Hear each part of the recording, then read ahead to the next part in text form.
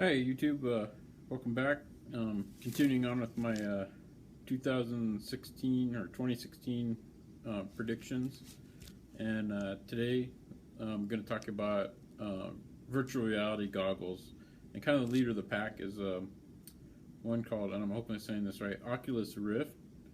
And so I just thought I'd talk about where I think that's going to go. Cool idea. Unfortunately, I don't think it's going to take off. Uh, if you watch people use those things, it's kind of creepy. Like I said, it's cool. It probably is kind of fun playing. Like I seen a demo. I think a guy was playing like one of the Fallout series, and basically you just Google around see it if you don't know what I'm talking about. Basically, they're goggles you put on your head, and it replaces using a monitor. The concept's really cool.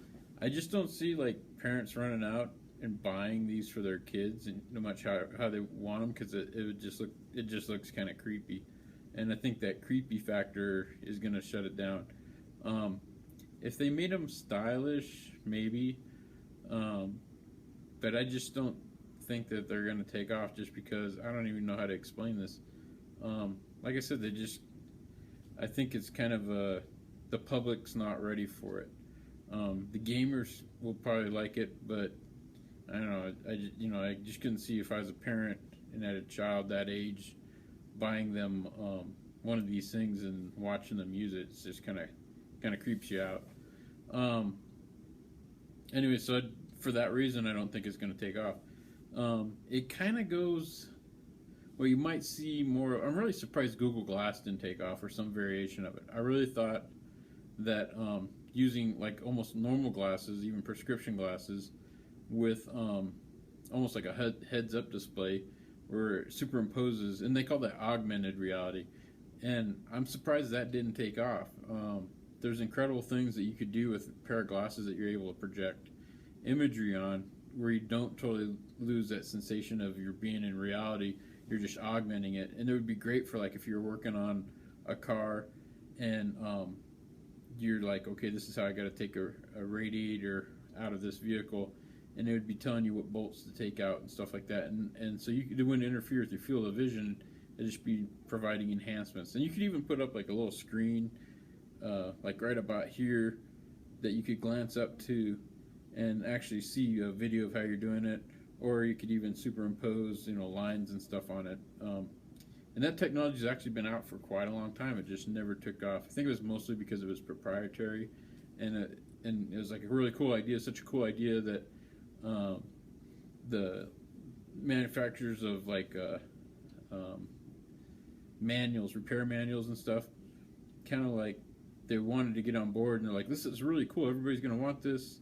And I think the price entry point was just too high compared to a printed manual, which is in this day and age, a printed manual is actually starting to become expensive because everybody's trying to put it on a PDF. So that will probably eventually evolve.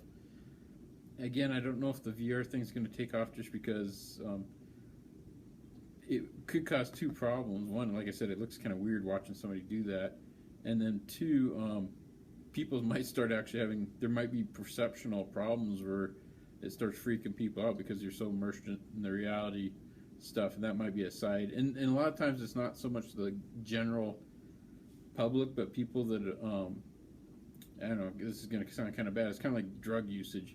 People are like, "Oh, drug usage isn't bad. Drug use isn't bad," but there is a good, not a good percent, but I don't even know if I want to go as high as 10%, but there's a significant amount of the population where if they try drugs, their brain's already kind of chemically imbalanced, and it's going to flip them over, and they might not come out of it, so to speak. I've seen people like that, to where they've taken drugs and now they're schizophrenic or something like that, and it's this very sad thing, and you don't know because there's no kind of like pre-screening to whether this is going to happen to you. That's why it's best just to stay away from drugs, because you might not know. If you're already kind of stressed out in life, taking drugs is probably not the best thing for you, because it might mess you up bad. The 90% of the people, it probably won't do that too. And again, it's like alcohol. Some people have a predisposition where they take one drink and boom, they're done, and they're going to be like an alcoholic for the rest of their life and struggle with that. But that's not the majority of the people. Majority of people can get to drink, and they're not going to get addicted to that point. But there is a certain percentage of the population. And I think some of that might even happen in the VR with those goggles and stuff like that.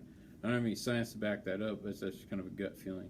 So for that reason, I don't think you're going to see virtual reality goggles take off, at least not in 2016.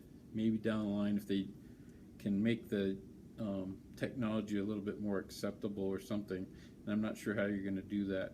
So that's my prediction on VR goggles. And again, the leader, when I say VR goggles, I kind of compare it to the Oculus Rift. That's kind of the leader of the pack, at least in marketing that I've heard of. And so I'm going to say, unfortunately, I don't think that's going to happen. Anyways, I hope you like this video. Give me a thumbs up if you like it, and if you subscribe, you'll see more as they come out. Thank you for watching.